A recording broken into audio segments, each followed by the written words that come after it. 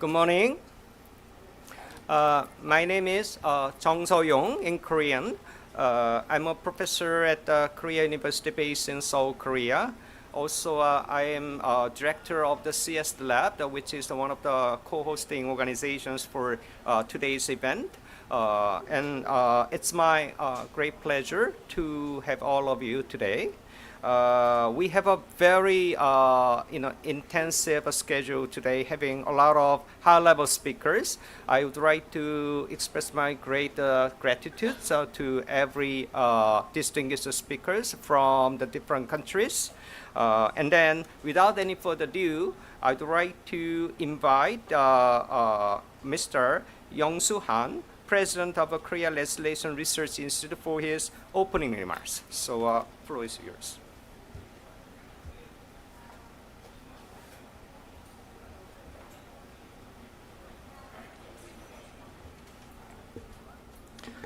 Distinguished guests and ladies and gentlemen, good morning and warm welcome all of you today's event in the early morning.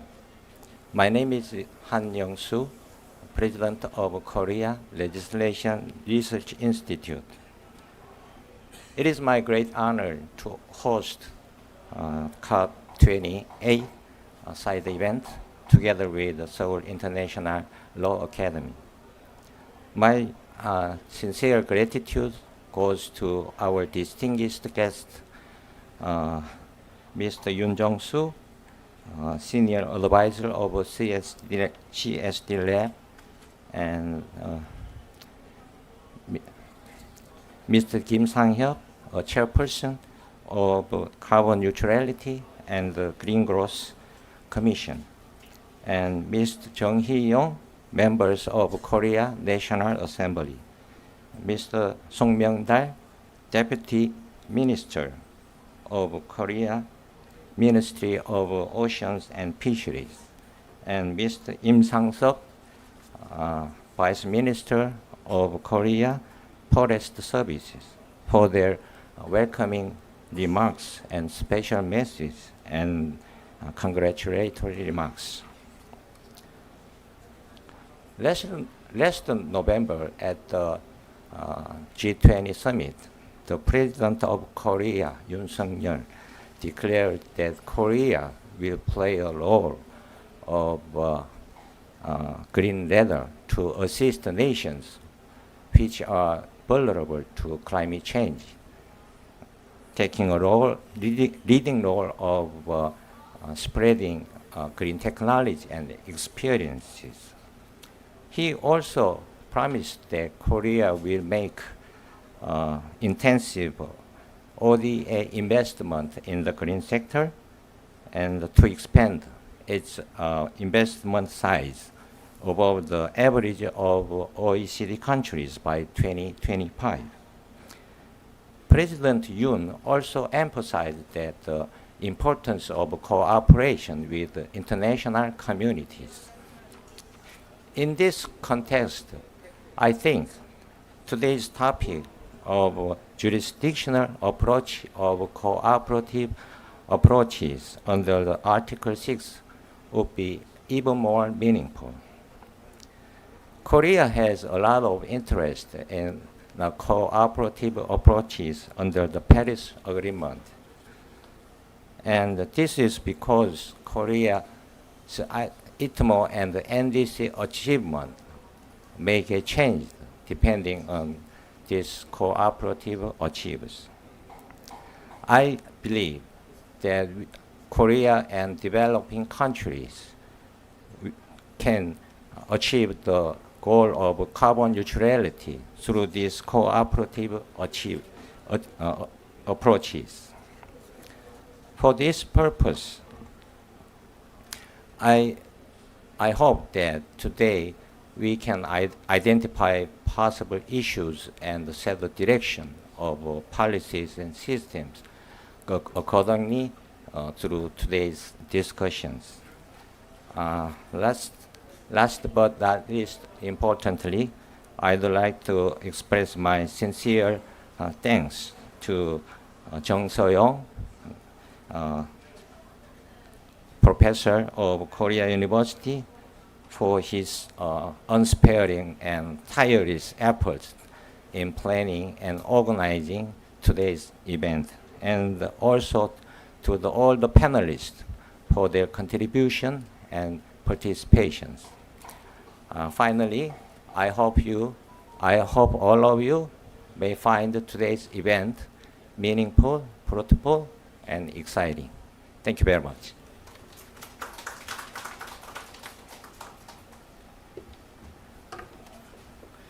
Thank you. Now, I'd like to invite Mr. Jong-Soo Yoon, the Senior Advisor CSDLAP. He was also Vice Minister, Minister of Environment before. So, floor is yours. Ladies and gentlemen, good morning. It is my great pleasure to extend a warm welcome to each and every one of you gathering here today. As a Senior Advisor of CSDLAP, it is an honor to host this event in collaboration with Korea Legislation Research Institute and UNOSD. CSDLAP stands for Center for Climate and Sustainable Development Law and Policy, based in Seoul, South Korea. And it is an academic research and policy institute pursuing an interdisciplinary approach from legal, economic, and political perspectives to help guide the world onto a path toward sustainable development. I would like to convey my gratitude to Professor Sang-hyup Kim, Chairperson of the Presidential Commission on Carbon Neutrality and Green Growth, and Mr. Hee-yong, a member of the National Assembly of Korea, and Mr. Myung-dal and Sang-Seop, who are high-level officials of Korean government, for your precious time to the congratulatory remarks. Today, we discuss and explore the jurisdictional approach of cooperative mechanisms under Article 6. The jurisdictional approach refers to the specific scope and authority of a country or subnational entity to implement the jurisdictional scale emission reduction actions under cooperative mechanisms. This event offers a unique opportunity for us to delve into the complexities, challenges, and opportunities presented by this approach.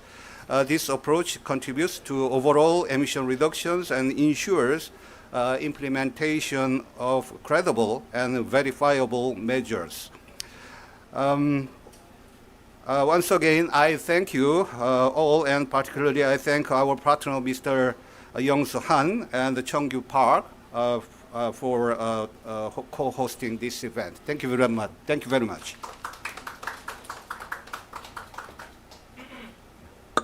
Thank you. Now, I'd like to invite very special guests from now on. First special guest is Professor Sang-hyup Kim, currently Chairperson of the Carbon Neutrality and Green Growth Commission of the Republic of Korea. So, Professor Kim, floor is yours.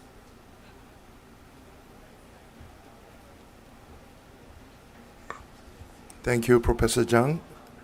I really appreciate all the efforts in organizing this important meeting.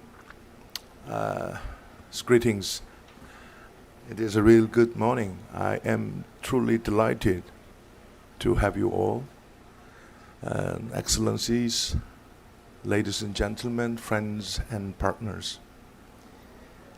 First of all, I'd like to express my deep gratitude to His Excellency Hee-yong, the critical member of the National Assembly, who also visited last year's Conference of Parties held in Egypt.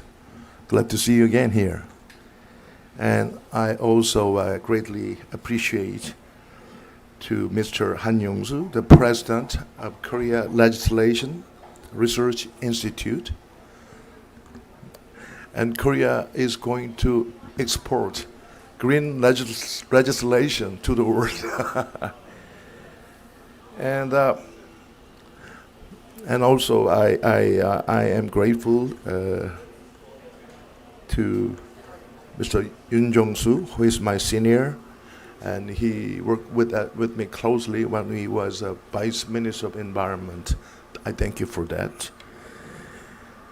And thank you, Mr. Myung-dal, who is the Deputy Minister of the Ministry of Oceans and Fisheries. Several weeks ago, John Kerry, the U.S. Special Climate Envoy of the President of the United States, sent us a very special video message that there are critical areas for the U.S., Korea, and the rest of the world should work together. Renewable, electric vehicle, hydrogen, green buildings, and clean shippings. So Mr. Myung-dal is leading figure in making that happen in the area of clean shipping. Not just clean ship, but also clean methanol and clean corridor. That's what he's doing, and I'm so glad that he's taking the leadership in that area. And we have another very important policymaker from Korea, who is Mr. Sang-Seop, Deputy Minister of Korean Forest Service. As you know, forest is getting another meaning, facing climate crisis. So Korea is posing strategic importance on forestry in making deeper collaboration with the rest of the world. And there are so many I should recognize, but I understand that Mr. Mandy Rambros from the EDF, Environmental Defense Fund, will join us. Thank you for that. And Global Climate Strategist Jennifer Baumwald will join us. I thank you for that. Especially, I am grateful for his presence with us, Deputy Director General of the Ministry of Agriculture and Forestry, Dr. Opakone Alo-Sabath. Sorry about my poor pronunciation. I thank you very much. I have visited Lao PDL several times. We have a great potential to work together. So, and I must mention, Mr. Park Chun-gyu, former Vice Minister of the Ministry of Environment, who made Korea emission trading scheme happen. He greatly contributed to the birth of Korean emission trading scheme. I thank you for that again. So a few days ago, before I come to Dubai, I had a discussion with my lifetime hero, Mr. Ban Ki-moon, the 8th Secretary General of the UN, and I asked, what would be the most important aspect of Paris Climate Agreement that was reached 7 years ago, 2015? He pointed out two. One is global stock take, which is what we are doing here. So reviewing mechanism is really important to reinforce our global governance. And second is Article 6 of the Paris Agreement, which is enabling deeper cooperative approaches among nations. And Korea, in line with that, has put enormous importance on cooperative approaches, including international mitigation efforts using the mechanism so-called ITMO. So more than 13% of our reduction will come from international cooperation. Okay, I think I have said too much, but this is really extremely important conference. And we need money, we need technology, but without international collaboration, we cannot simply achieve the carbon neutrality and green growth. Thank you for being with us.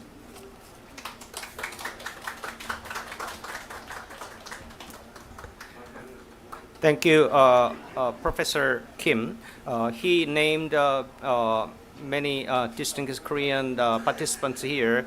Then in addition to that, I'd like to name the former Environment Minister of Republic of Korea, Minister Yeong-Soo is present in this room as well. So I'd like to, just point out that Minister Yu is present in this room.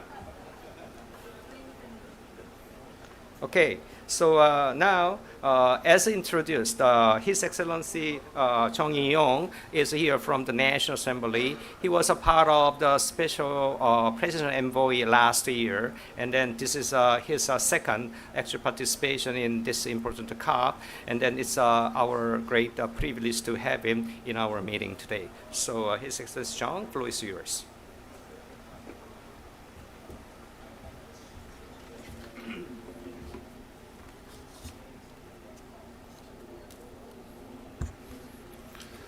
Dear distinguished delegates, good morning. I am Hee-yong, a member of the National Assembly of Republic of Korea. First, I'd like to sincerely thank to Center for Climate and Sustainable Development Law and Policy for hosting this meaningful event to discuss international cooperation based on Article 6 of the Paris Agreement. I would also like to express my appreciation to all opinion leaders who have gathered here today, especially 정서영 교수님, 한영수 원장님, 김상엽 위원장님, 윤종수 차관님, 송명달 실장님, 임상섭 차관님께 감사 인사를 드리겠습니다. Article 6, paragraphs 8 and 9 of the Paris Agreement stipulate non-market approaches related to the implementation of the agreements. Voluntary and non-market approaches can include various efforts that contribute to emission mitigation. Among them, it is essential to emphasize the necessity of joint efforts and cooperation in addressing forest disasters, exemplified by accelerating wildfires due to climate change. As the chairman of the Disaster Management Committee of the People Power Party in Korea, I believe that disasters such as wildfires, landslides, floods, and many more, which are severely intensifying globally, are impacted by climate change. A striking example is the emission of more than 300 million tons of carbon during Canada's wildfire season this year. Such massive greenhouse gas emissions further accelerate climate change and create a vicious cycle that fosters forest environments vulnerable to wildfires. Korea has also suffered a significant loss of human lives and property due to extreme climate conditions this year, which is 63% forest cover. The risk of forest disasters due to climate change is higher than ever. In this context, as the chairman of the Disaster Management Committee, I have made a motion for the Forest Disaster Prevention Act to establish an integrated forest disaster management system in Korea. Moreover, because disasters have global implications due to our interconnection in the climate change era, individual countries cannot address them alone. That is why the Forest Disaster Prevention Act includes provisions for international cooperation. Initiatives like the Assuring the Future of Forests with the Integrated Risk Management or a firm mechanism jointly pursued by the Korean Forest Service and the UN Food and Agriculture Organization are representative examples. Prospects for such non-market cooperation are expected to grow. I look forward to productive discussion in today's event on the importance of cooperative approaches under Article 6 of the Paris Agreement. As a Congressperson, I join in on efforts for the future of humanities law legislation. Thank you.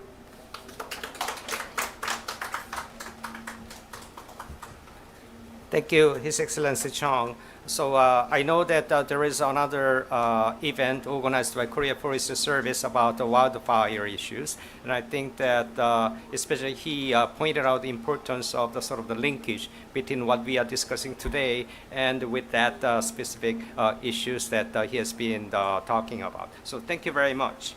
Now, I'd like to invite the Deputy Minister of the Ministry of Oceans and Fisheries, His Excellency Myung-dal. So floor is yours.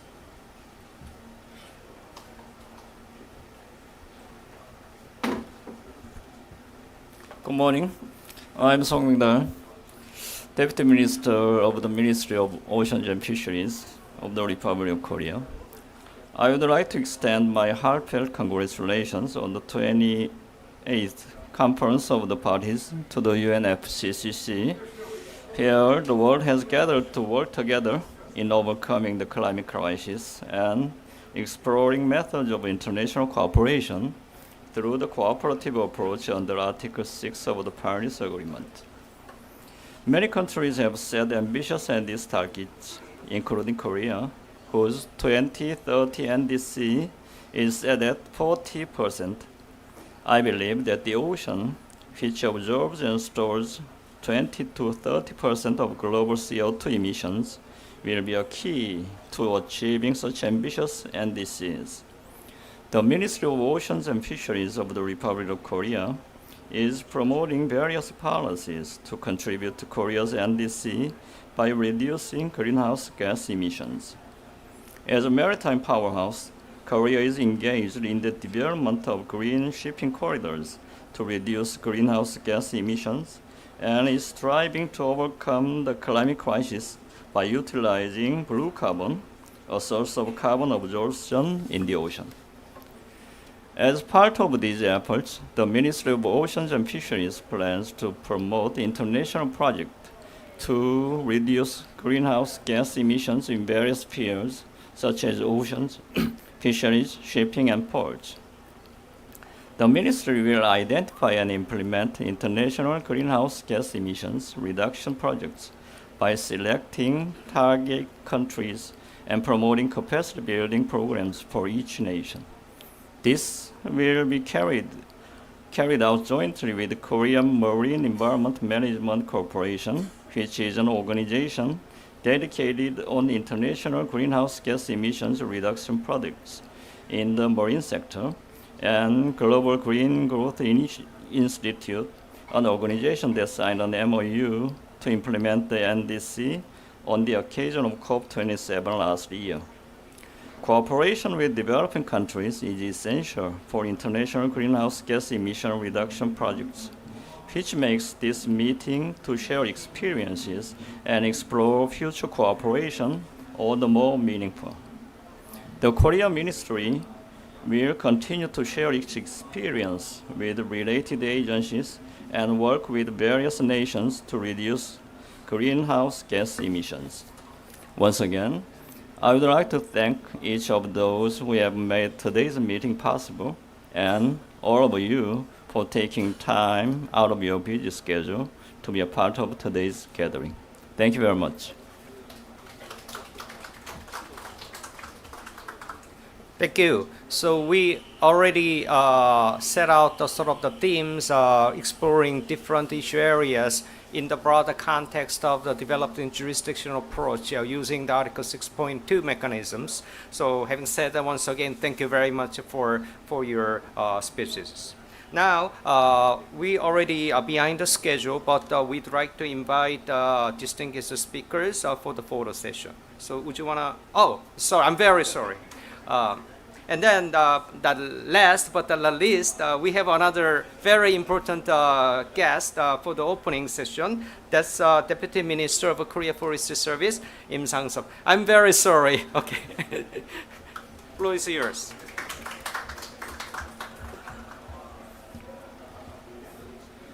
Good morning. I'm Sang-Seop, Deputy Minister of Korea Forest Service. It is a great honor to meet opinion leaders from countries all over the world to develop collaborative projects under Article 6 of the Paris Agreement. The Korea Forest Service prioritized REDD+, which is stated in Article 5.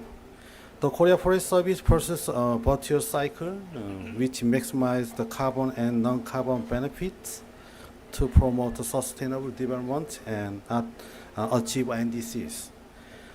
The Warsaw LEDD Plus framework completed at COP28 in 2013 calls for national level implementation of REDD Plus and recommends the sub-national level as an intermediate level.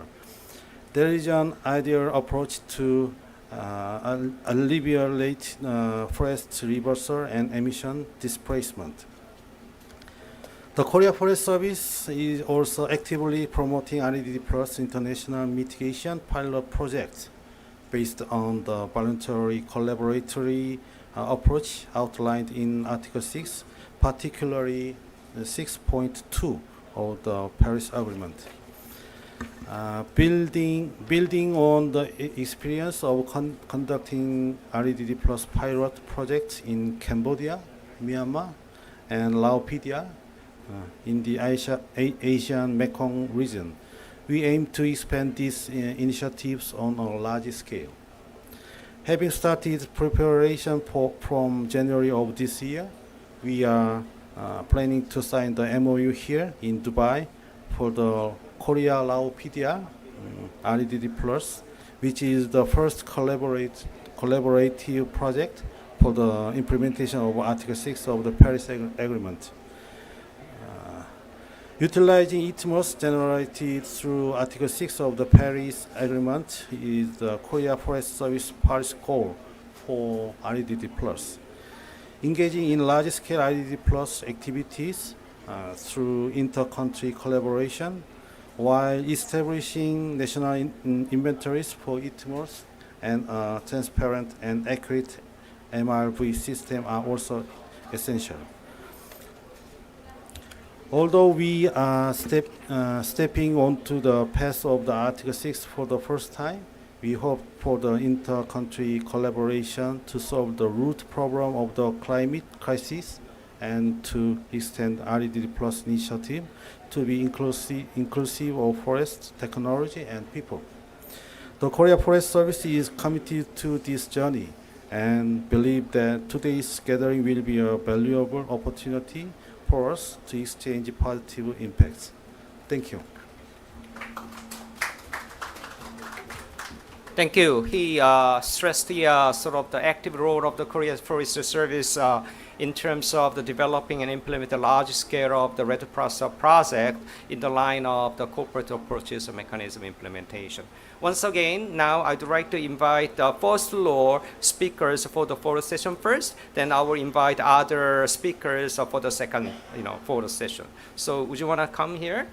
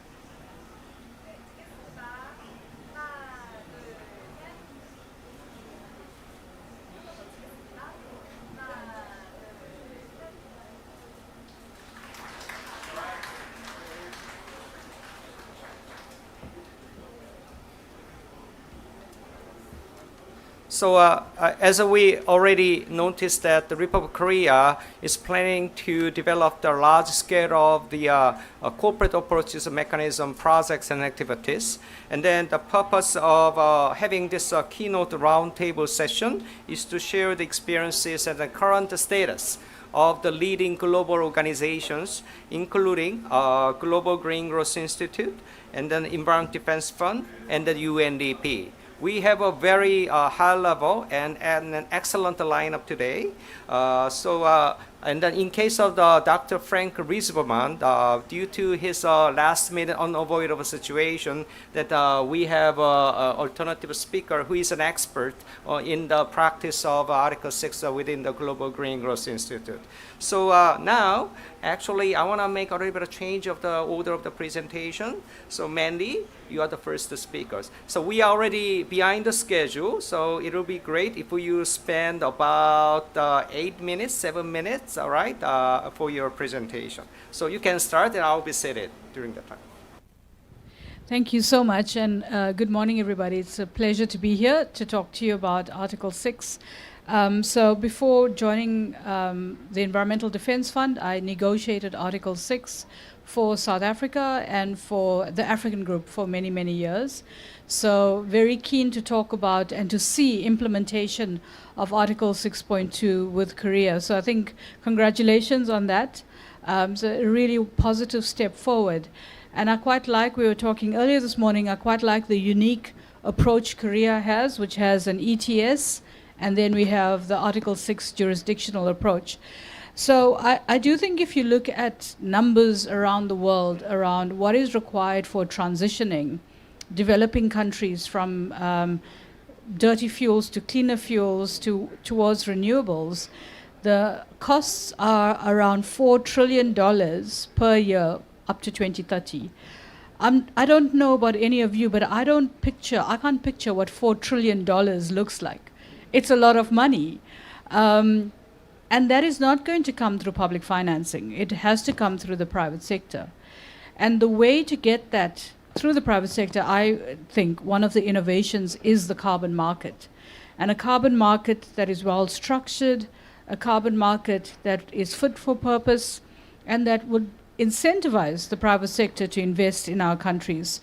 So I think having rules agreed at this COP for how Article 6 is going to become even better, and Article 6 is going to incentivize carbon markets is very important. And as you know, countries can start cooperating already on Article 6.2, and that is what Korea is doing. So I think it's great to see that. We see Switzerland doing it with Ghana, and with other countries, so very important that we get all of these going. Now, to come to the area of jurisdictional approaches, and I know it's controversial. There are a lot of countries that prefer the project-based approach. There are countries that prefer the jurisdictional approach. But quite frankly, we don't need to choose. We can do both. And I think it's important that we look at the merits and we look at the pros and cons to both. Why jurisdictional approach, and I'm assuming that this is why Korea chose to go this way, is that we can have, if you have a jurisdictional approach, you can have collaboration at a much larger scale. So instead of focusing on isolated projects, you can work with local governments and communities to transform entire areas, to transform entire regions if you do a jurisdictional approach. And so it's not about being green in a specific area or for a specific project, but being green for an entire region, which I think is very important. I also think that what a jurisdictional approach does is it unlocks long-term benefits. So they're not temporary fixes, but long-term solutions, especially because you're looking at government involvement. You're looking at government involvement throughout an entire region. So it can't be a short-term fix. It will be a long-term fix. I think this is particularly true of nature-based solutions, where rainforests, for example, can serve as quite long-term carbon storing sinks. So we see this in Brazil, in Mato Grosso, where the initiative aims to reduce deforestation and to boost economic growth simultaneously. So I think if you scale such a model in other countries, if you scale such a model of forests and of nature-based solutions from a jurisdictional approach, you have the opportunity to make quite remarkable and economic achievements. And this is particularly important for local communities. One of the other things that I worked on before leaving South Africa was the Just Energy Transition Partnership. And what was the most important thing about the Just Energy Transition Partnership was the social impacts. When you transition, when you move communities, or when you move from fossils to cleaner energy, or when you look at forestry projects, any projects in various sectors, when we talk glibly about improving our agricultural processes of eating less meat, what people often forget to make is the connection of what will that impact be on society. How will you impact communities that are dependent on these industries for their jobs? And so when we look at taking a jurisdictional approach, when we look at cooperations between governments, I think what we also then do is to show how we can have, make sure that we take care of communities. We make sure that when we talk about the transition, that we actually address the community benefits. So what about businesses? From a business perspective, the jurisdictional approach to carbon markets also offers significant advantages, because you can have more cost-effective pooling of resources for wider impact.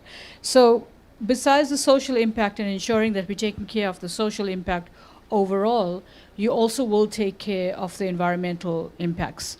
The important thing about a lot of jurisdictional approaches and a lot of carbon standards and carbon methodologies linked to a jurisdictional approach is that you have safeguards. So it's environmental safeguards, you have social safeguards that you must satisfy if you are doing this project or doing this initiative at a jurisdictional approach. Now, you might argue that you also have safeguards at a project level, but the beauty of the safeguards at a jurisdictional scale level is that the government must make sure that those safeguards are met.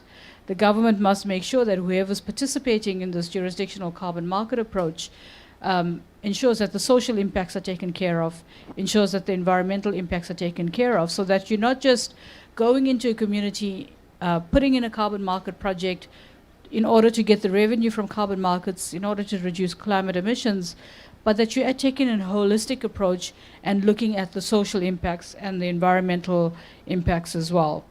So, like I say, what's nice about this approach is that it's not just a one-dimensional approach. When we talk about climate solutions, one of my things I say over and over, so if you've heard me on other panels, you might be bored of hearing me saying this, but you can't solve for one problem. You have to look at initiatives, you have to look at projects, at approaches that can solve simultaneously for various problems. So it's for reducing emissions, carbon emissions, but it's also for improving environmental health, air quality health, social impacts, creating jobs, creating revenue, and promoting economic growth in communities. So thank you. I'll stop there. All right, thank you, Mandy. So I know that EDF is one of the leading organizations which promotes the concept of a jurisdictional approach, right? Several close friends of mine in EDF, I know that they have been working a lot, starting with the forest sector, but I know that EDF is expanding to cover the energy sector as well. And then I think for the Korean government's point of view, I assume that government is going to be very much interested in using that scheme for the purpose of NDCUs, right? Because Korea has very challenging NDC target that we have to achieve by 2030. Having said that, thank you very much. Now, second distinguished speaker is Leticia Guimarães. I hope that my pronunciation is correct. She is the Senior Global Technical Advisor of Carbon Markets at UNDP. Actually, yesterday, UNDP hosted a high-level carbon market event. I was there. And then, so UNDP shared very good, excellent experiences with sovereign governments and other private sectors. And then I know that she is one of the key persons within the UNDP who can talk about the issues that we are discussing today. So now you have, 8 minutes for your presentation. 8 minutes is plenty. Thank you so much, Professor. Thank you for the invitation. It's a pleasure to be here. Thank you for hosting me at the Korea Pavilion. As it was mentioned, I am leading the UNDP initiative for high integrity in carbon markets, which was launched yesterday. But most of my career, I focus on RED Plus and jurisdictional level implementation. In my previous life, since we're talking about previous lives, I also negotiated for Brazil RED Plus and implemented RED Plus in Brazil. So I was very happy to see that this is an interest of the Korea government and to be invited to be here at this panel with you and share some of the lessons from UNDP in the implementation of jurisdictional RED Plus. I think it's great that I came after Mandy as well because she brings a lot of the key aspects that really differentiate the jurisdictional level approach from the project level approach. I also agree that it's not a competition between approaches because one of the key components of the jurisdictional level implementation is that you would nest projects into the jurisdictional level. So there is room for everyone and different players will play different roles. So it's very important to learn the lessons so far and see how we can move forward generating high quality credits for the forest sector. I think one of the key lessons in this 15 years of experience implementing RED Plus through the UN RED partnership, but also through different projects that UNDP has and supports, is that the governments, the national governments, have a key role to play. And oftentimes there is high willingness to engage in partnerships, but there is low capacities or low infrastructure to engage in these partnerships. And RED has the advantage of these 15 years of readiness. So you have countries like Cambodia that are very much advanced, and I know that Korea was an important partner there. Brazil, of course, through the jurisdictions in the Amazon region. We have been supporting the 9 states from the legal Amazon region in complying with high integrity standards, which to us, our trees is one of the references in terms of high integrity because it's jurisdictional level, it's very strict with its accounting, but it also includes the social and environmental safeguards, not only on a cross the box type of approach, but it includes validation and verification of the social and environmental safeguards. This is very new. When I started negotiating this more than 10 years ago, if you talk to governments about the possibility of validating and verifying indicators for social and environmental measures, they would call you crazy. And step by step, through implementation, by learning, by doing, in the process, countries are coming to the realization that it's to their benefit to define the indicators and provide clear milestones for policy implementation so they can better use the resources, the little resources that they have to implement effective policies that lead to these results. So it's very interesting to see this progress. For UNDP, when we work with governments, we also take a holistic approach. We want to make sure that developing country governments have all the information they need to make informed decisions about their carbon markets engagement.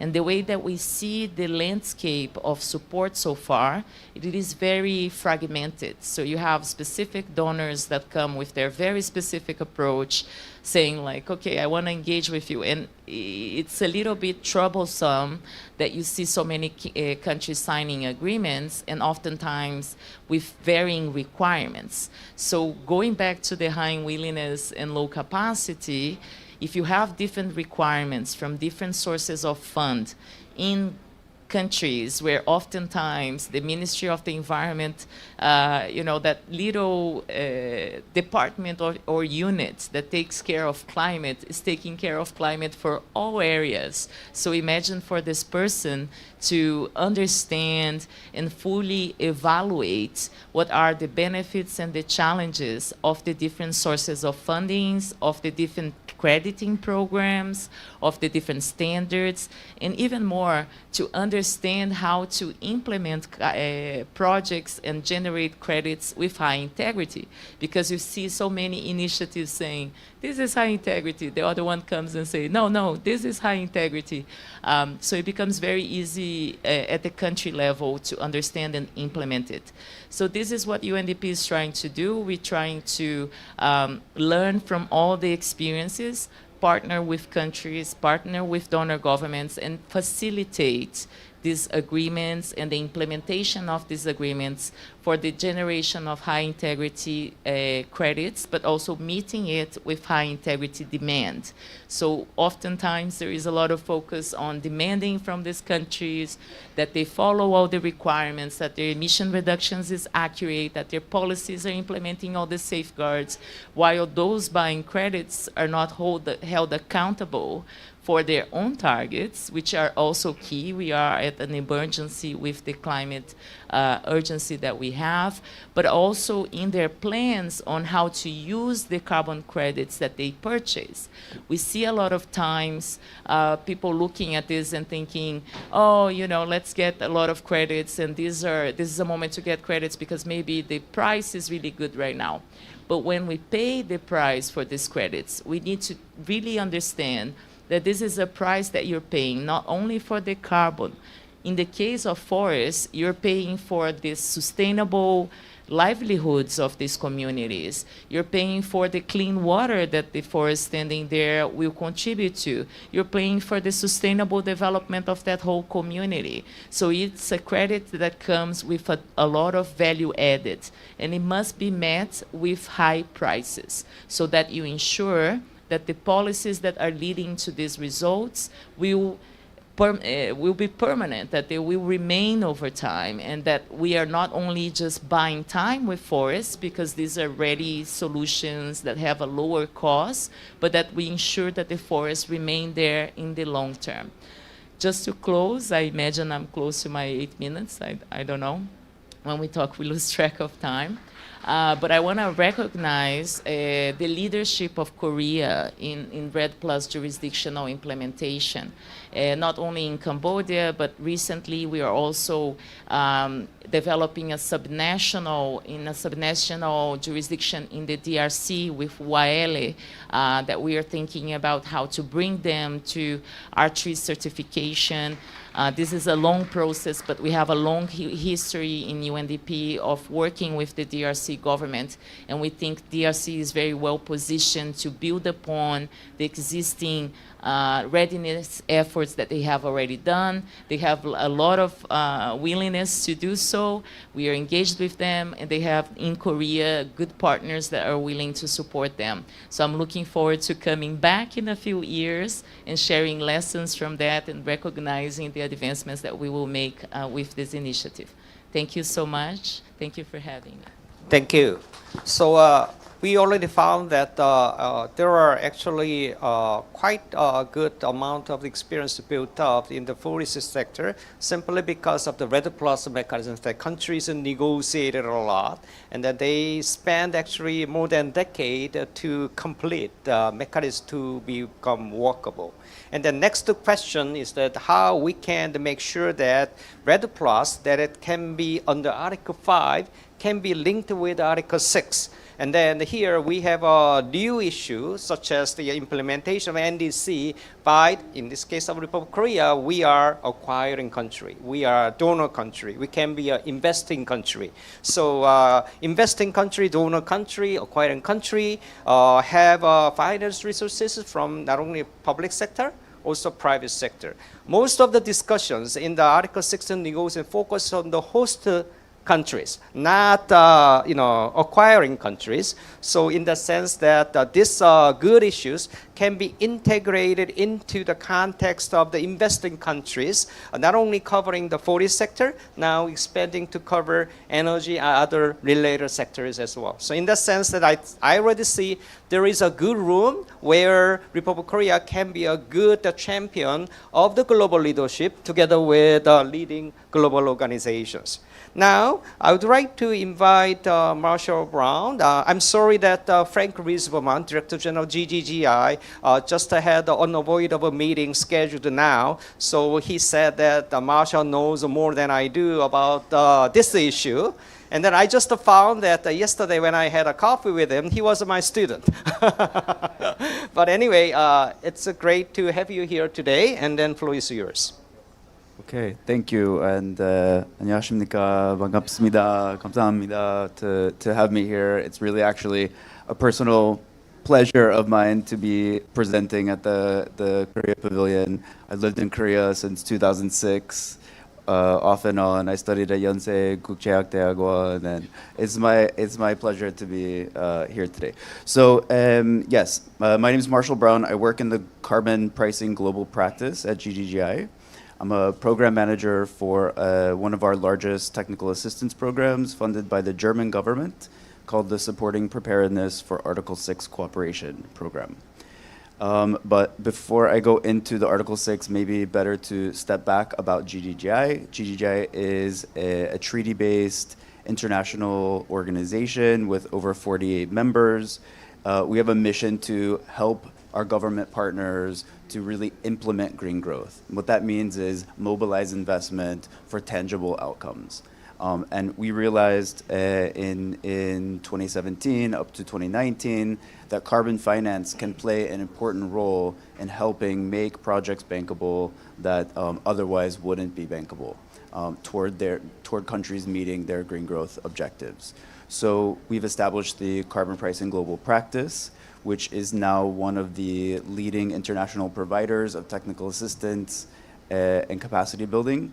We work hand in hand with 13 different countries in the area of Article 6, covering all different types of activities from the development of policies, governance frameworks, strategies, how to select your authorization criteria, what your share of proceeds and fee structures should be, how you engage with a donor or with an acquiring party to negotiate a purchase agreement, what sectors are relevant for you to sell from, and how would you do that to ensure highest integrity and that you're also achieving your NDC ambition at the same time.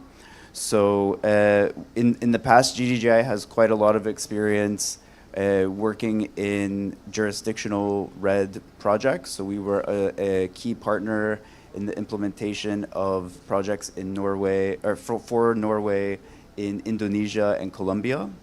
And those have wrapped in the last year, basically. But we're able to build on those experiences with some of our Article 6 projects, actually, that we're implementing in those two countries. So GGGI has 4 programs that it's implementing right now. One of them is the Designing Article 6 Policy Approaches program, which works with the governments of Senegal, Morocco, and Indonesia to investigate what policies could be implemented as the basis of crediting, right? So if we designed a policy that could, when implemented, reduce greenhouse gas emissions, what would be the methodology and process for crediting that scale of emissions reductions in an ITMO transaction? And that project is funded by the government of Norway, who is the sovereign buyer on the other end, seeking credits. And those are all energy-based sectoral approaches, essentially.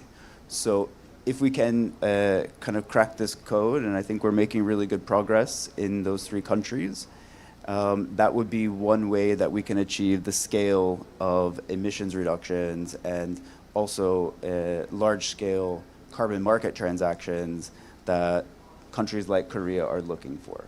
So jurisdictional approach is one thing. I understand that's an important way to achieve scale, but there are other ways to achieve scale as well. So the policy approach is one way that we're doing that. We also have a program that is funded by the government of Sweden called the Mobilizing Article 6 Trading Structures Program, as well as the program that I'm implementing in Pakistan, Thailand, Zambia, and Colombia. We're working with the governments of Cote d'Ivoire, with Laos PDR, with Cambodia. We have worked with Ethiopia, Nepal, So I think we have also a really great understanding of what the different supply side market participants, what their contexts are, what the constraints are on their side. So I wanted to talk a little bit about those. So I think some of the comments that have been made by the other speakers here about capacity. I think when you talk about a jurisdictional approach, you're talking about having to work with subnational governments. And I think it's actually a really, in some contexts, in some country contexts, it's necessary anyway. And maybe we didn't know that before Article 6 came up. In CDM, maybe not such a big deal. But in countries like Pakistan or Malaysia, where they have a highly devolved governance system, most of the decision making, even on strategy for Article 6, is being pushed down to the provincial level. So they are deciding what projects and types of credits or sectors that they want to sell from.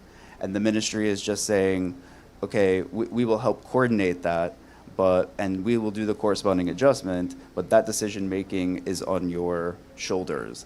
And that also means that the capacity building requirements need to be folded down to the subnational level. So it's an additional level of support that's needed. The other thing I'll say is that, I think the need for supply side safeguards regimes is really important, which is what was brought up. We're working with the government of Colombia on their non-AFLU sector safeguards regimes, and I think the RED Plus experience can be learned from for non-AFLU sectors as well. So in addition to forestry or land-based sector jurisdictional approaches, if we look at other sectors, we should try to learn from RED on how to build safeguards regimes that protect indigenous communities, that help the subnational governments to negotiate a good price and to make sure that it's benefiting their communities as much as possible. So maybe one other thing I'll say is that as an organization, we're really trying to expand our efforts to support our member countries.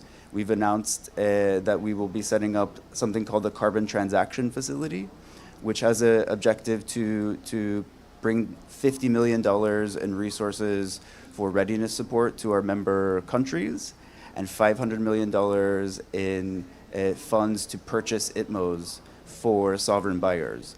And we're well on the way to establishing those funds with the governments of Sweden and Norway. So we're looking forward to a big announcement next year on the CTF.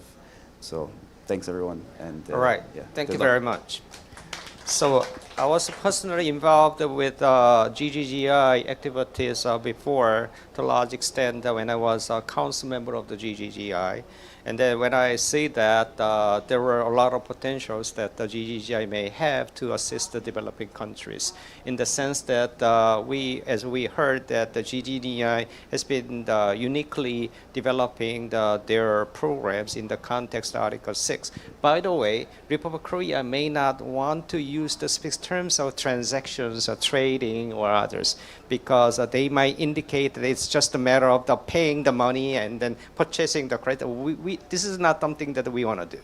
So we want to develop the bilateral or multilateral cooperation platform through which we can work together with the developing countries. We can provide the climate financing, but we don't necessarily want to buy the products itself, because Article 6 says there are two elements. In the case of the Article 6.2, you ensure environmental integrity, you must contribute to sustainable development.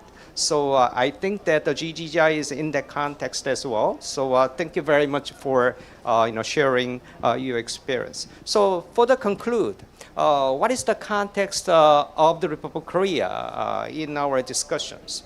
Currently, Yoon Suk-yeol administration has its main foreign policy called that Korea wants to be a global people state. So which means Republic of Korea would like to become a rule setter of the world. Republic of Korea image has been really good with the global partner organization, saying that we are very good at supporting what you are doing. Yeah, this is what we have done in the past. Now, Republic of Korea wants to move ahead to become a partner with a key global organization so that maybe we are hoping that what we can do most well through your organizations to become the global standard, which will be good not only for the Korea, also for other countries. Because once we can have that, we can share our excellent experiences from the becoming a very poor country, and then now we are one of the global leading countries, not only in climate world, but in economy in general. So in that sense that I know that we used to have government high-level officers here, also politicians and others. Then we are hoping that maybe we can team up with hopefully all of you, or who are interested in teaming up with the Republic of Korea to setting the rule, reflecting the Korean value, reflecting what we have experienced, reflecting what we have learned from the developed world, now what we can contribute to developing countries. And then any organization which is interested in doing this together with the Republic of Korea, I think we can be a good team. So having said that, I'd like to conclude this session before moving to the final session, having the several other speakers. Thank you very much.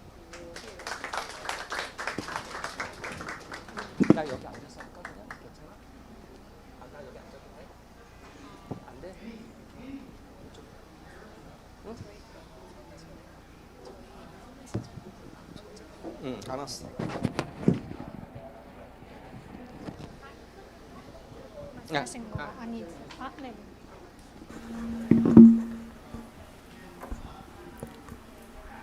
All right.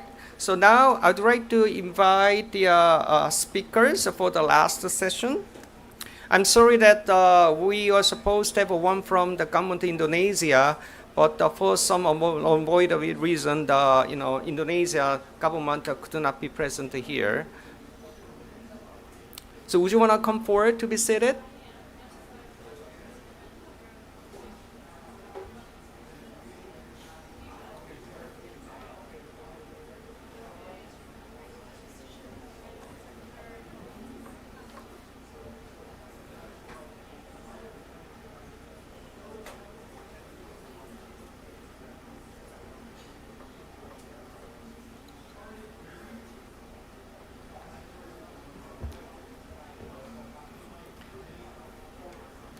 All right. We still have an excellent speaker lineup here. This lineup has been made not just without having any cross-cutting themes, but every speaker has good reasons why they need to be present actually in this session today. So first speaker is Mr. Opakon Alonso Savath, right? We already become good friends. When I was in Laos earlier this year, I was very much impressed with what Laos has been doing under his leadership. And then he's gonna talk about Red Plus activities by Laos. And we just heard from Korea Forest Service. Republic of Korea is scheduled to sign an MOU with Laos PDR on the December 7th about sub-national jurisdictional approach in the Red Plus implementation. This is going to be the first MOU in the forest sector which will ensure the large scale of the ITMO in activities in the context of jurisdictional approach for the purpose of NDC. So having said that, I'd like to give the floor to you. Every speaker, I do hope that you spend 5 minutes. I'm sorry. Thank you. Good morning. My name is Upakon Alusawat. Is Deputy Director General of Department of Forestry. In fact, I did with the Red Plus since 20 years ago when Laos participate FCPFs, and then I study in South Korea for my PhD. Just finished 2015, and then I stepped back, and then I know that Red Plus is something moving, and now the new thing is about the Paris Agreement, Article 6. So now I restart again and I have to get the insights again about a really interesting topic. So if we talk about experience and jurisdictional approach in Laopedia, of course, as the many speakers mentioned about this, about RED Plus experience, of course, we have to remit UNFCCC's RED Plus requirement on should be met. Like we Lao is adopted national scales, and we develop RED Plus, national RED Plus strategies. And of course, the forest referred emission levels, safeguard information, system document, and national forest monitoring system, and MRV, etc. So we need, it should be in place when you implement about the RED Plus. So experience we have experience with FCPF in the 6 northern province, is subnational levels in the northern part. And of course, it's called subnationals. Emission reduction payment agreement we already in 2020, and emission reduced and payment for ERPA already signed. And then we has come up first monitoring report has been submitted to Carbon Fund with the emission reduction 3.2 million CO2 tons. And then the first payment expect to be made in the first quarter of next year, 2024. And of course, the second reporting period is 5.2 million ton of CO2 need to be generated and transferred to meet to the total emission reduction 8.4.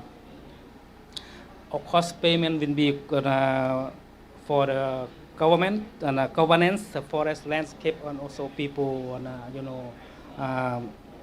livelihood in the project in 6 northern province. That is some experience. Of course, when we implement, we need to have structures, government structure about national level, subnational province, and district level. This should be in place to make sure that all levels have the same understanding. And when we come to the, as I mentioned, Article 6 and 6.2, 6.4 is on news, not only me, I think also for the other developing country. So we have planned and to do with South Korea's MOU, as the speaker, Mr. Jung already mentioned. So on 7, my minister already approved this one. So we will have MOU in the 1 northern province, not yet under FCPF. We have totally 7 provinces, but Pongsali is one of the province not yet covered by FCPF project. So we will do together. So the challenge, of course, the legal frameworks. Now we are working with the legal framework. With the JGIs, we develop, develop a Prime Minister decrees on the carbon credit trading.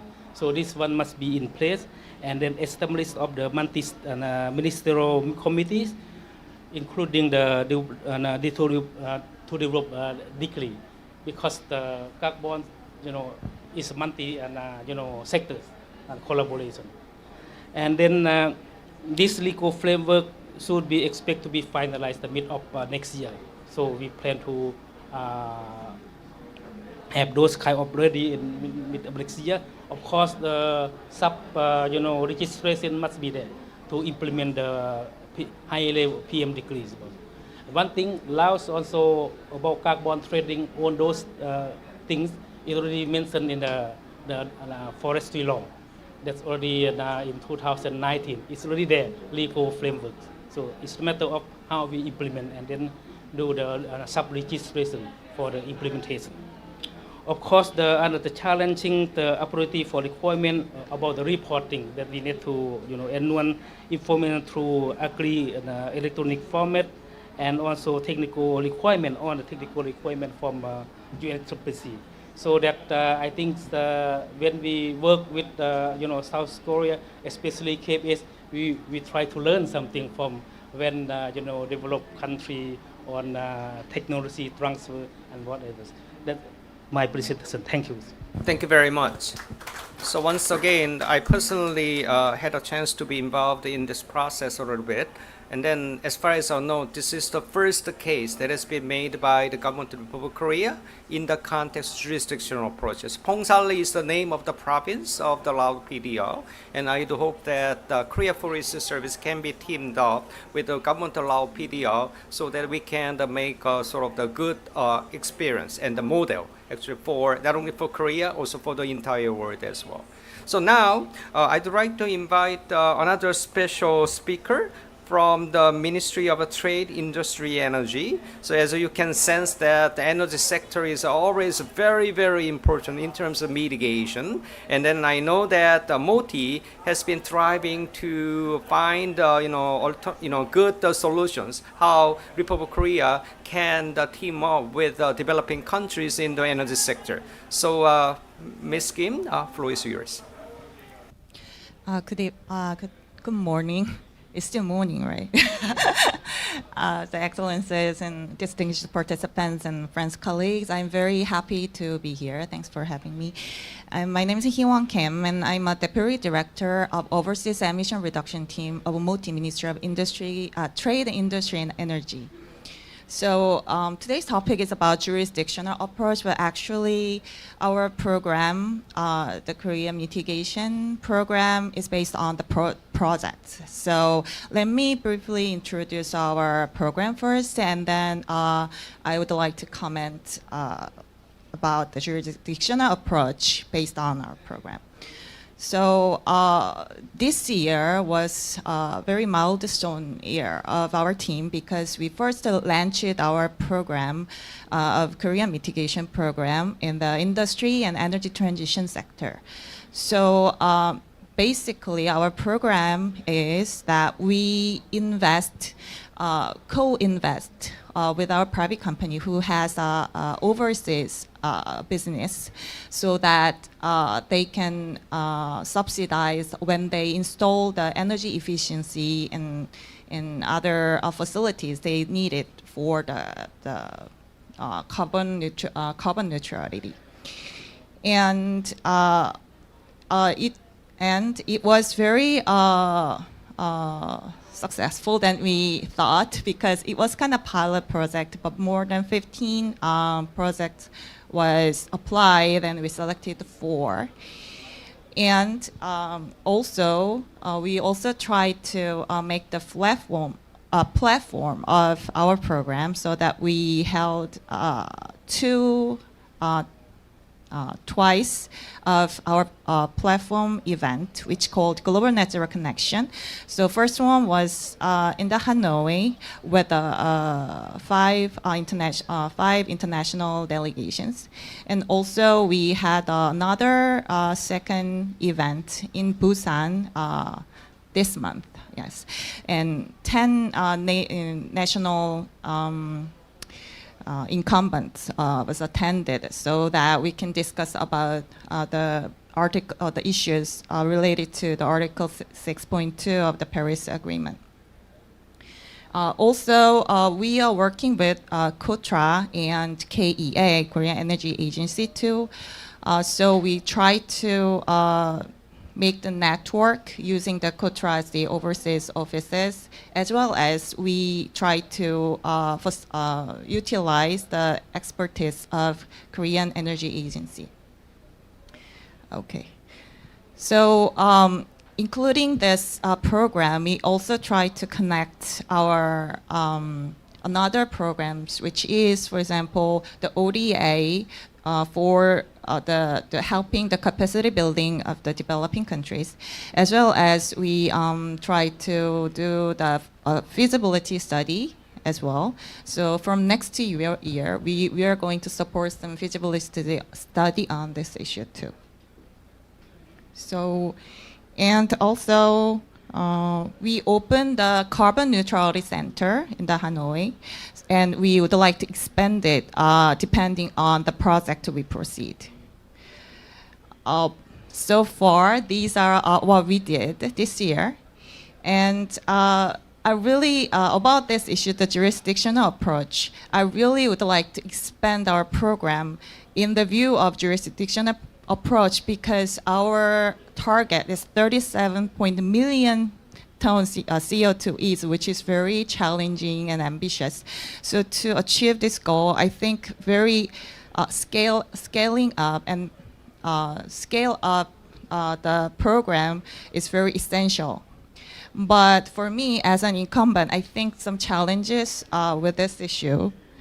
So I think for the scaling up the project, like the slogan in the COP28, the Unite, Act, Deliver is necessary. But the question comes to my mind. But what for? I mean, we need to identify the right scope and right program to achieve it.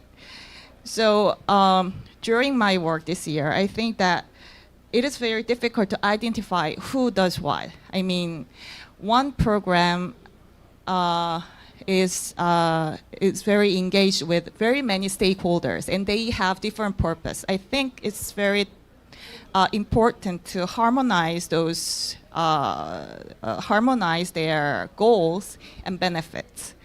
And also, I think we have to figure out how to mobilize it.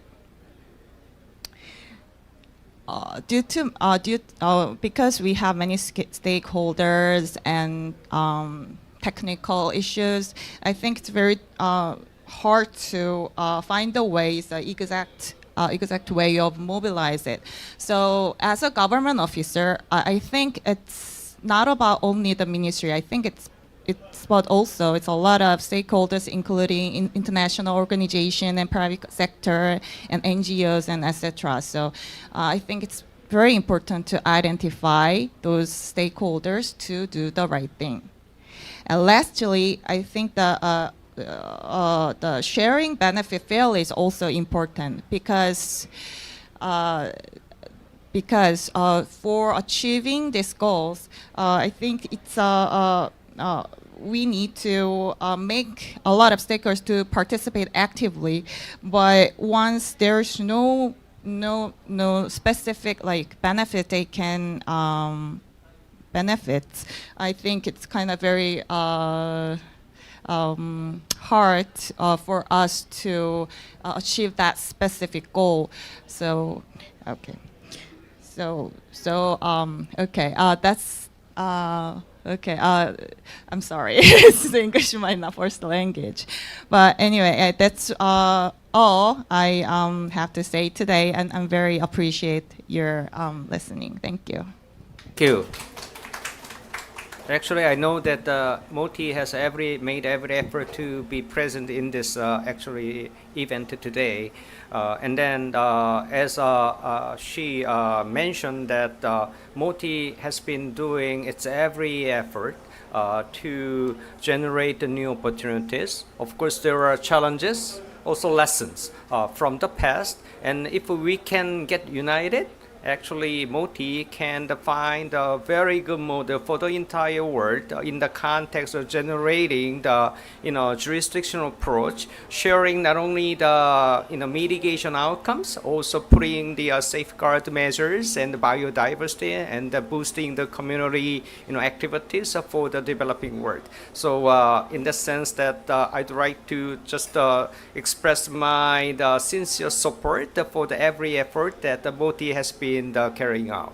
So thank you very much. Now I'd like to go to Dr. Rae-hyun Kim. You know that today we heard a lot about the forestry. So I do hope that you don't necessarily repeat everything, but I'm expecting you to, given the amount of time that you have left, then I'm hoping that you pinpoint some of the key lessons that we want to share. So floor is yours. Yes, thank you very much, Professor Chung. I'm working in a National Institute of Forest Science in Republic of Korea. Yeah, shortly, I want to say point out three things. Yes, nowadays detailed negotiation on the Article 6 is still ongoing, but we know that the whole international mitigation mechanism is already operating now. So, and then I would like to say that the forest is an important pillar to carbon neutrality, and then especially important in achieving the NDC also. So today many speakers are talking about the scale up. I also to point out the scale up, two kind of things. The forest sector is taking the two approaches to scale up. One thing is promoting national or sub-national project and expanding the removal activities. Talking about the national project.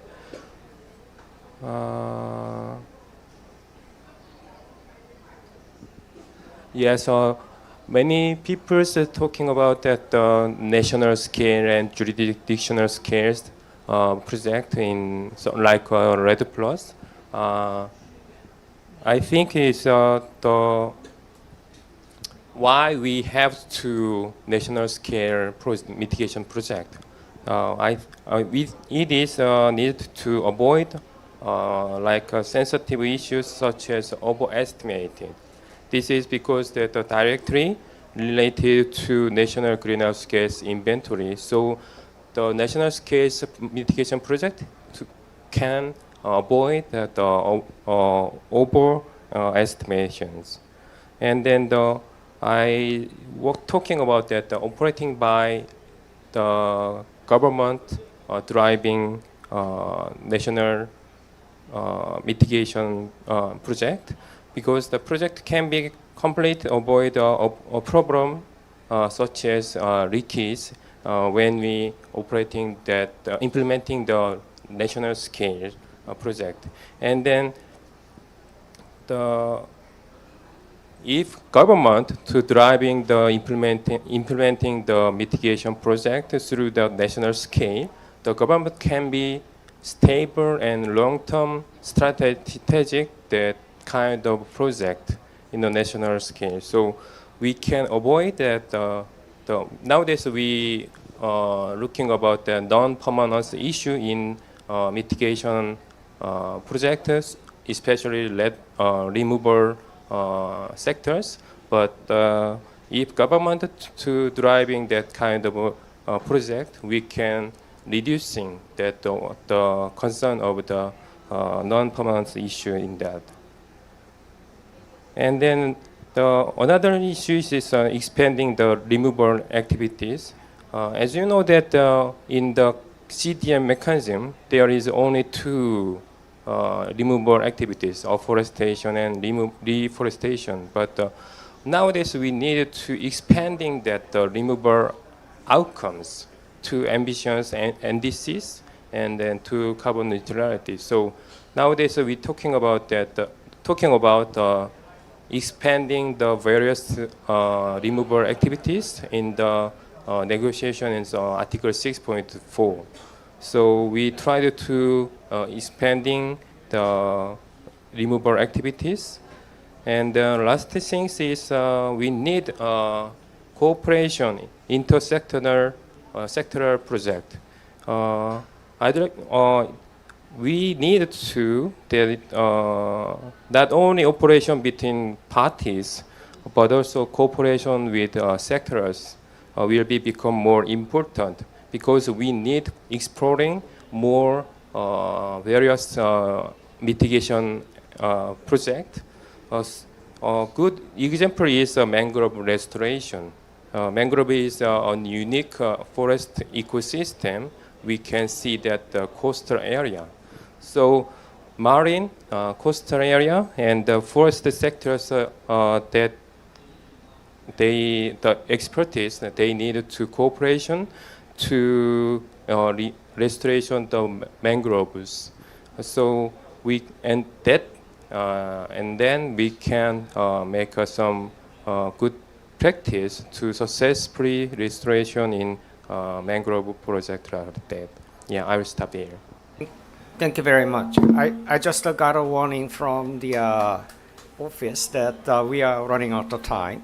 So now I straight to go to the Dr. Skilly, and then Dr. Kim already laid out some of the good connection in the context of mangrove and other areas. So now you can talk about maritime and ocean matters.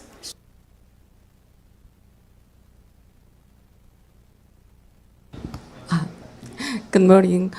I am Skilly and working for the Korea Marine Development Management Corporation, and I work with Ministry of Oceans and Fisheries. And as you know, the Korea government upgraded our NDC, and the Ministry of Oceans and Fisheries also included many mitigation options in their NDC. And the slogan of the Ministry of Oceans and Fisheries is the negative emissions from the oceans and fisheries sector. So we are very focusing on the removal activities to reduce greenhouse gases. As you know, the Dr. Kim already mentioned the mangrove is a forest, and we also identify the mangrove as a source of major blue carbon resources. But we have no mangroves in Korea. We have just tidal flats like with vegetation and the seagrasses. Korea government already implemented to create seagrass meadows in coast over the past 10 years or more. And recently, we also started to restore the tidal flats. It is vegetation tidal flats, but we have no mangrove, so we are trying to find our opportunities in abroad. And the Ministry of Oceans and Fisheries made an MOU with GGI Indonesia that is focusing on to develop project in mangrove restoration in Indonesia. In here, I'd like to talk we are very beginner in the forest or the removal sector, so we want to learn from the experiences of the Korea Forest Services. I think we need to learn from KFS, and then we can cooperate with KFs to develop the mutually beneficial and mutually beneficial outcomes from the international project.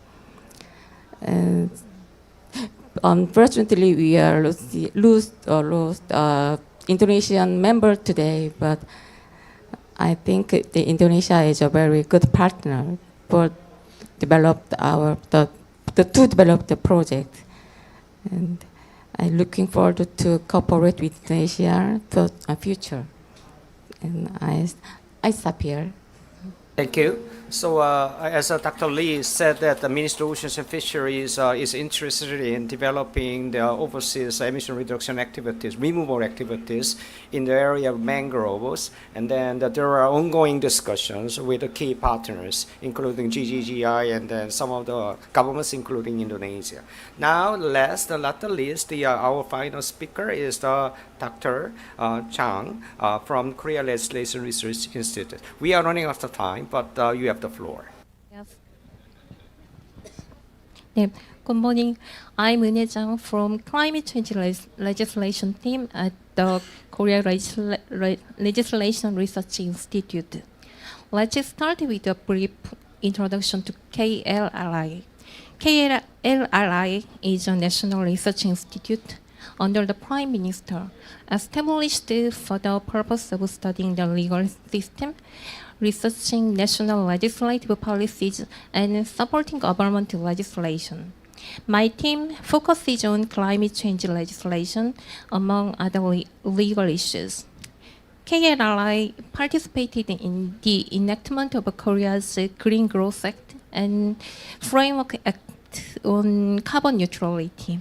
We also continue to work on issues related to development cooperation legislation. In April 2023, the first national framework plan for carbon neutrality and green growth established under the Framework Act on Carbon Neutrality was finalized. An important part of the international cooperation task in the framework plan finalized in April is to promote cross-sectoral green ODA.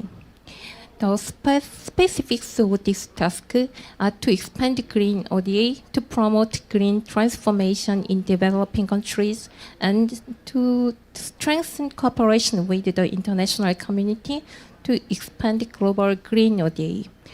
To promote green ODA, the Korean government said it would provide customized support for vulnerable sectors, policy consulting, and capacity building, taking into account the conditions and development stage of developing countries. Transforming conventional ODA into green ODA means strengthening the green factor or environmental considerations in ODA policy implementation and policy judgment. More specifically, it means mainstreaming carbon neutrality and climate change policies in our ODA efforts. KLRI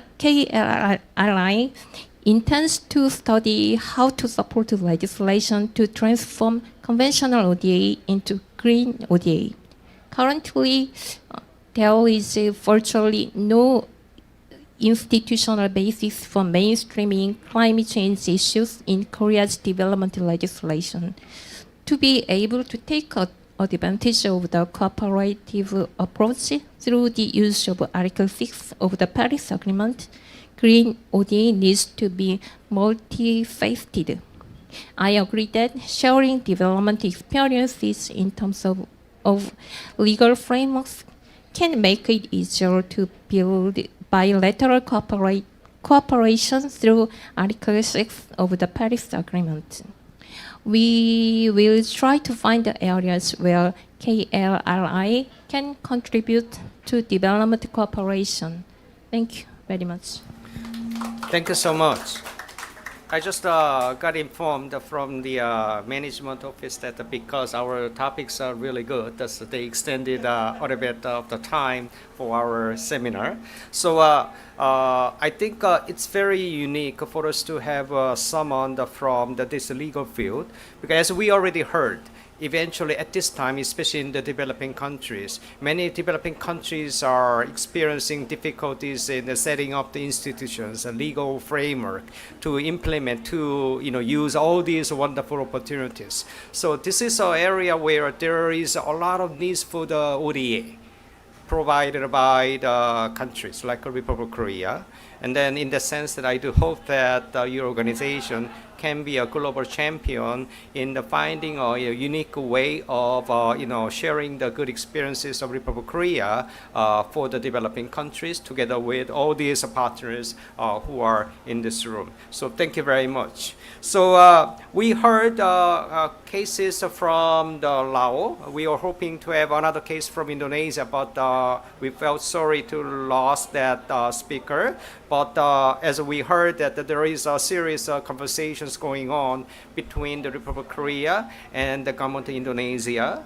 And then we heard about Moti's case. That's energy sector, the important sector in Republic of Korea. And I do hope that today's conversation generates the good opportunities and then ideas in energy sector, how we can develop the largest scale of the cooperation with the key developing countries together with the key organizations and experts and other Korean agencies as well.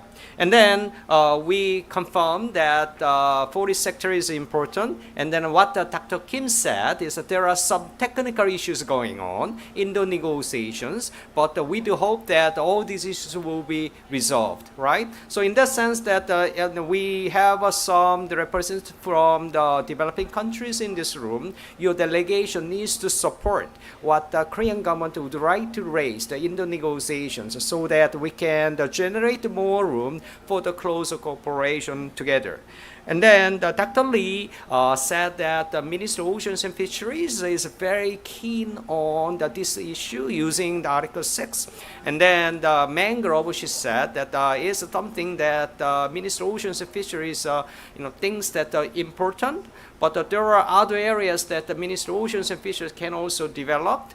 And then she mentioned one case going on with one of the participating organizations in today's event.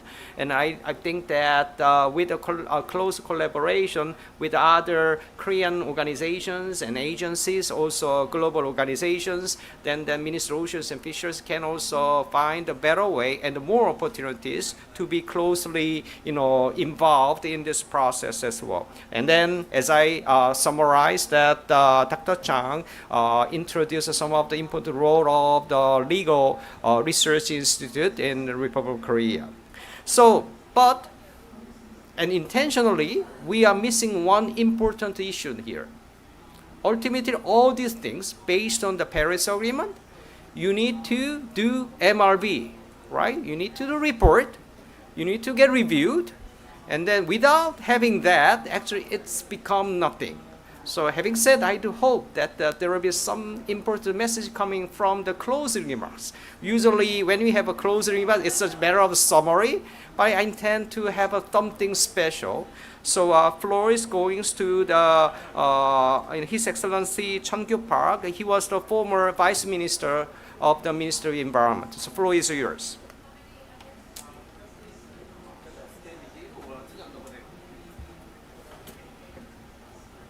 Thank you so much, Professor Chung. As a co-organizer of this event, I'm so happy to be here and present our experience. Very small. You don't worry about my closing remarks. It's long. I just start with my introduction of my office. My office in United Nations Office for Sustainable Development is a project office under the UN Department of Economic and Social Affairs, that UNDESA. And focusing on environmental pillar of sustainable development. So you can see the 17 SDG goals, but we just only small piece of them, not all of them. So don't worry about it. My remarks should be very small and concise. Anyway, I'm very happy to hear about the very interactive and not interactive, but very eye-opening presentation and discussions. It's very rare experience to discuss about the jurisdictional approach to the Article 6, because we are very accustomed to the project-based of the international emission reduction.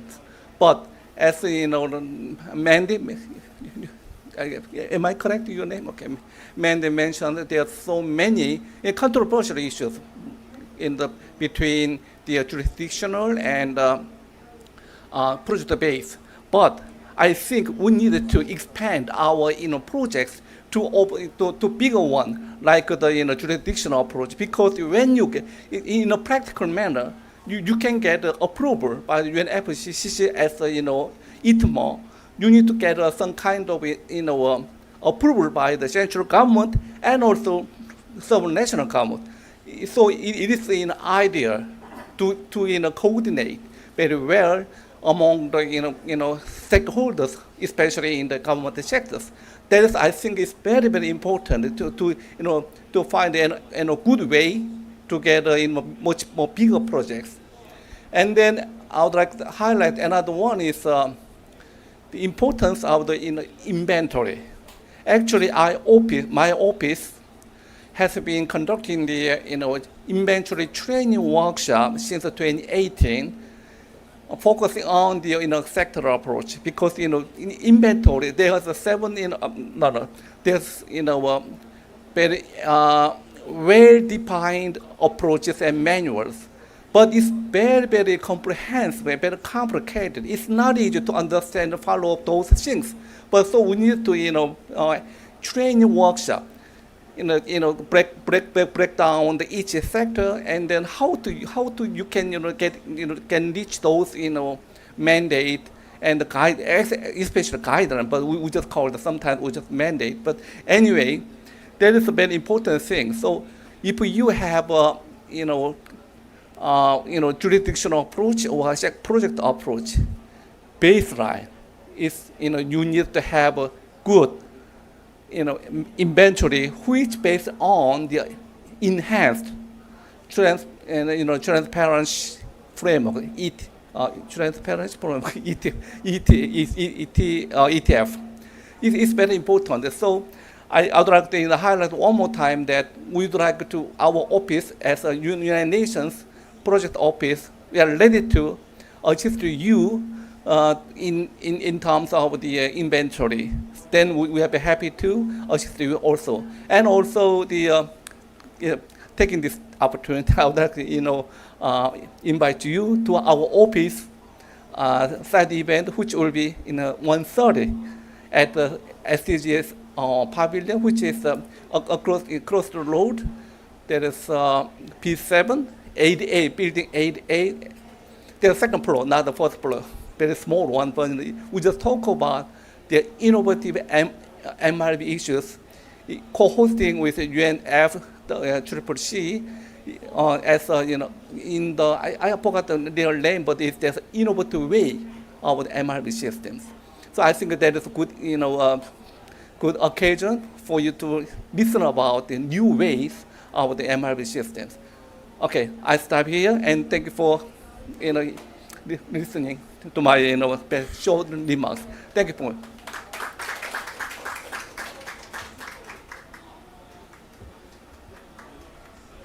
So ultimate destination is to finish the corresponding adjustment to share the all kinds of opportunities between or among the countries, and then he emphasized the important role of the MRV and maintain good inventories that is required for mainly developing countries. Korea has a fascinating systems and the capabilities to manage the high level of the MRV systems, so we can share that through the organizations, through partner countries as well. So that brings us to the end of today's seminar. There is actually a follow-up event scheduled in Korea as well. So 2 p.m. on December the 19th, our partner organizations are planning to organize a high-level seminar on the sharing the outcomes of COP28. It's gonna be held in Korean 대한상공회의소. So it's gonna be very high level. And then if you are interested, if you do happen to be in Seoul, you can come to this seminar so that we can have a continuous discussions on the relevant issues. So once again, I do hope that this event has provided good interest and opportunities for all of you in this room, and then we can make the history of the world by being united with this issue. And then thank you very much for all these distinguished participants and also audience who have been keeping your seats until the end. And then I do hope that we will have another chance to get united later soon. Having said that, thank you very much.